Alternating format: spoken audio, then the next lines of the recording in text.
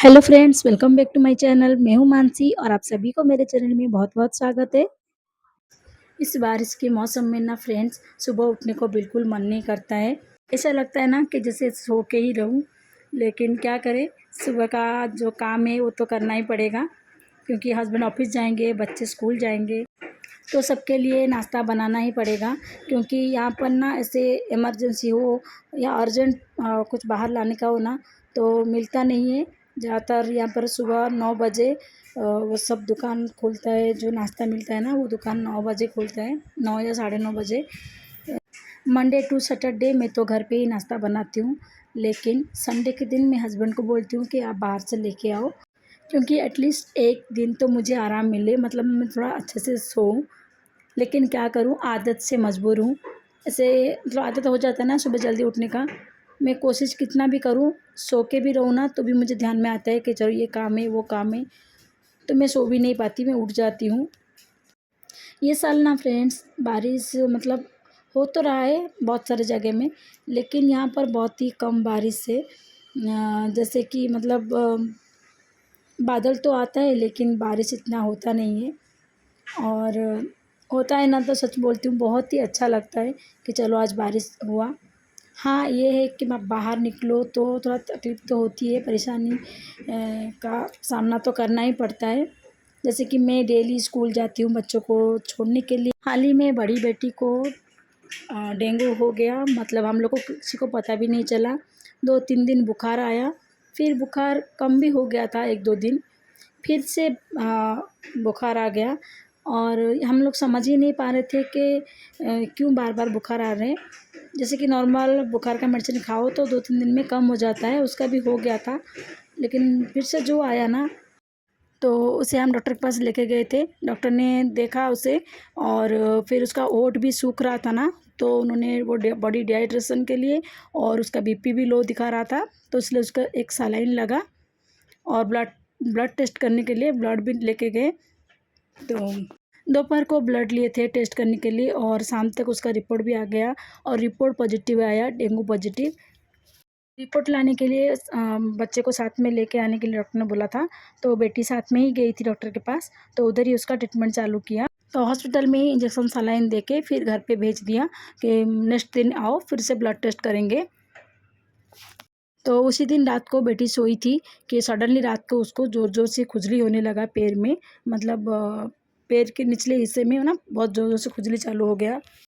पूरी रात उसको पैर में इतना खुजली हो रहा था ना, वो बिल्कुल सो भी नहीं पा रही थी। और मैं तो पूरा डर गई कि ये क्या है, मतलब मैंने कभी भी नहीं देखा था ऐसा, कि सुना भी नहीं था कि ऐसे डेंगू में खुजली ऐसा कुछ होता है।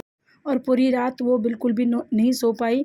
तो फिर नेक्स्ट दिन सुबह डॉक्टर के पास गए, तो उसका कंटिन्यू ब्लड टेस्ट होता रहा। 3 दिन तक ब्लड टेस्ट और सलाइन, इंजेक्शन वो सब चालू था। तो फ़िलहाल तो अभी वो ठीक है। फ्रेंड्स, अभी ना मैं यहाँ पर मेरे शर्ट को आयरन, मतलब चूड़ीदार को आयरन कर रही थी, क्योंकि मेरा ज़्यादातर चूड़ीदार कॉटन का ही है, इसीलिए उसको बिना आयरन किए पहन भी नहीं सकते। और कितना भी मैं साइज करके रखूँ ना आयरन करके, लेकिन डेली सुबह मुझे स्कूल जाना और बच्चों को छोड़ना, लेने के लिए जाना, ये सब करते-करते ना डेली तो मैं साइज करके नहीं रख सकती, और डेली-डेली आयरन भी नहीं कर सकती। इसीलिए अ, एक चूड़ीदार को मैं 2-3 दिन यूज़ करती हूँ, अल्टरनेट करके पहनती हूँ। फिर बाद में साफ़-सफ़ाई मेरा करके रख लेती हूँ, और टाइम मिलेगा ना तभी आयरन करती हूँ। पहले तो हस्बैंड का शर्ट भी मैं आयरन करती थी, लेकिन अभी तो मेरे पास टाइम नहीं है, इसीलिए वो अपना आयरन करने के लिए बाहर ही देते हैं। और मुझे भी बोलते हैं कि तुम्हारा भी दे दो, लेकिन नहीं, मैं अपना कर लेती हूँ घर पे ही। यहाँ पे मैं कुछ ग्रोसरी सामान को मतलब से ढूँढ रही थी जो मुझे चाहिए, तो प्रॉपर तरीके से मैं रख नहीं पाती हूँ एक-एक डब्बे में। रखना तो सोचती हूँ कि मैं रखूँ, कि ये डब्बे में ये रखूँ, ये सोचती हूँ, लेकिन करने के लिए जाती हूँ ना, तो जब भी सामान आता है डी मार्ट से, तो बच्चे सारे मतलब इधर-उधर सामान करते हैं, और उनके डर से ही मैं जिधर जगह मिलेगा उधर ही रख के फटाफट वो काम ख़त्म करती हूँ।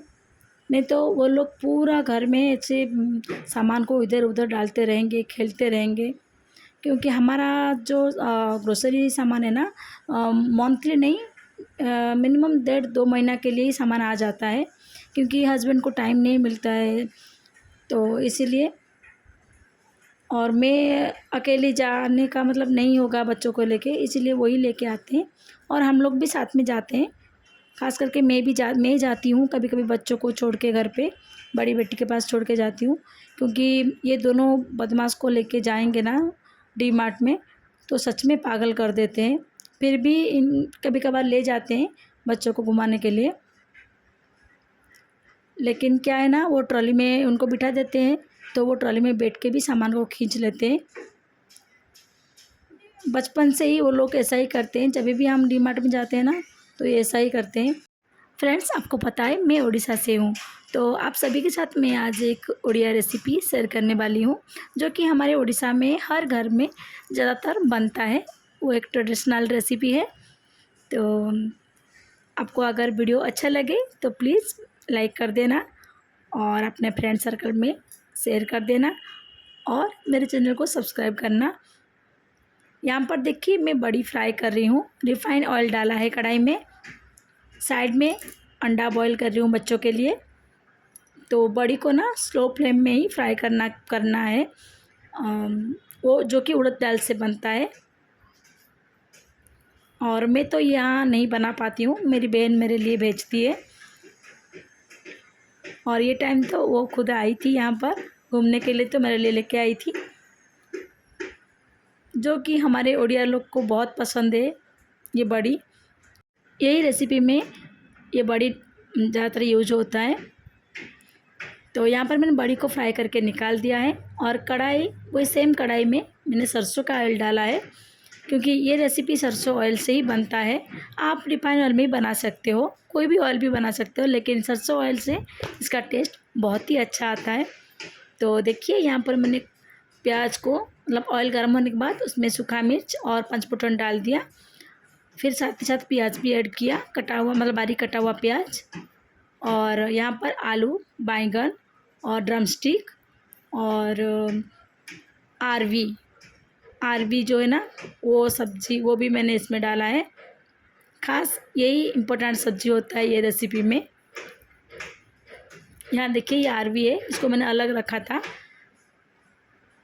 क्योंकि ये आरवी काटने से ना मुझे ज़्यादातर खुजली होती है।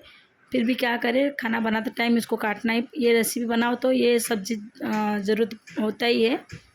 बिना ये सब्ज़ी का भी बनेगा, लेकिन बहुत अच्छा लगता है। तो देखिए यहाँ पर मैंने हल्दी, नमक और मिर्ची पाउडर, बस मसाले में इतना ही जाएगा, इसमें कोई गरम मसाला ऐड नहीं होगा। यहाँ पर मैं थोड़ा सा कश्मीरी चिल्ली डाल रही हूँ, क्योंकि सब्ज़ी का कलर थोड़ा अच्छा है। और पानी यहाँ पर मैं देखिए कितना सारा पानी दे रही हूँ, क्योंकि बॉयल होते टाइम ना पानी कम हो जाएगा।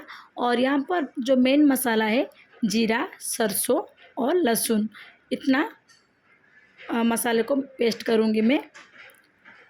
यहाँ पर देखिए मैं लहसुन को अभी डाल रही हूँ, लेकिन पीला सरसों और ब्लैक सरसों, सूखा मिर्च को मैं यहाँ पर गर्म पानी में 15-20 मिनट के लिए भिगा के रख दिया था, ताकि ग्राइंड करते टाइम ना वो अच्छे से पीस जाए मसाला। और मैं हमेशा ऐसा ही थोड़ा भिगा के रख देती हूँ गर्म पानी में, तो जीरा सरसों वो सब अच्छे से फूल जाए और ग्राइंडिंग के टाइम पे दरदरा कुछ ना रहे, अच्छे से पीस जाए। क्योंकि सिलबट्टा होता ना मेरे पास, तो मैं सिलबट्टे में ही पीस लेती। आ गया था, तो मैं भी पिसा हुआ मसाला को इसमें ऐड कर दूँगी, क्योंकि जो जीरा, सरसों, लहसुन वो सब जो मसाला है ना, उसका एक कच्चा स्मेल रहता है सरसों बटा का। तो थोड़ा टाइम बॉयल होने के बाद उसका स्मेल चला जाएगा, कच्चा जो फ्लेवर आता है ना। तो इसीलिए सब्ज़ी अभी पका नहीं था, बस बॉयल आया था, तो मैं उसमें वो मसाला को डाल देती हूँ। यहाँ पर मसाला डालते हुए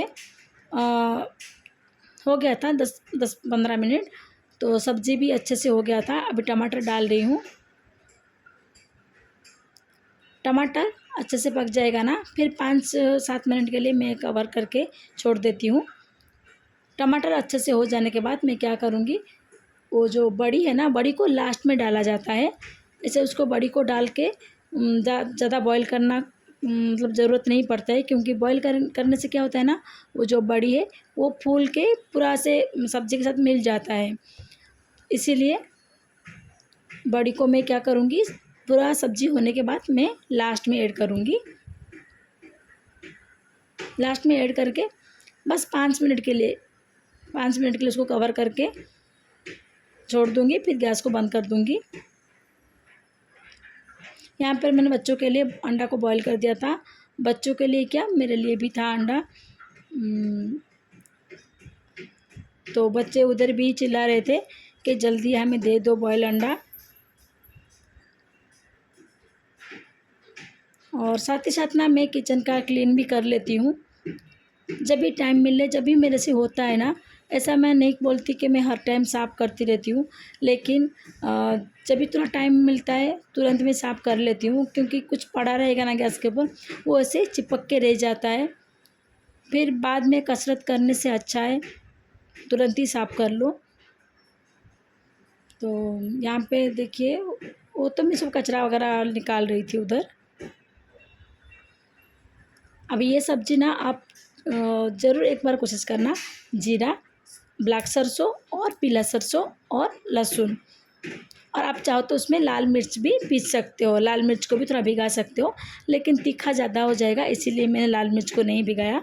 हाँ, कश्मीरी चिल्ली को आप उसमें गर्म पानी में भिगा सकते हो, अगर तीखा ज़्यादा नहीं चाहिए हो तो, क्योंकि पिसा हुआ मसाला बहुत ही अच्छा रहता है, टेस्ट भी आता है। और यहाँ पर देखिए फ्रेंड्स, मैं कचरा उठा रही हूँ, और दिन भर मैं कचरा ही उठाती रहती हूँ घर में।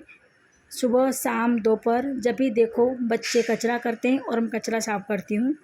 क्या है ना फ्रेंड्स, बच्चे कुछ भी खाते हैं ना, तो कचरा डस्टबिन में नहीं डालते हैं, वो बाहर ही डालते हैं, क्योंकि उनको पता है कि अरे मम्मी कचरा उठाएगी। तो देखिए यहाँ पर मेरा सब्ज़ी तो अच्छे से हो गया है। तो अब बारी है खाने का, फिर खाने के बाद मैं कचरा में उठाऊँगी, साफ़ करूँगी। तो थैंक यू फॉर वॉचिंग। आप ऐसे ही देखते रहो मेरे वीडियो को, और एक लाइक ज़रूर कर देना। देखिए कितना अच्छा दिख रहा है ना सब्ज़ी। तो अभी हम जा रहे हैं खाने के लिए, आप इसे देखना और घर पे भी बनाना। मेरे बच्चों को तो भूख लगी है, वो चिल्ला रहे हैं। अभी मैं उनको खाना देने के लिए जा रही हूँ।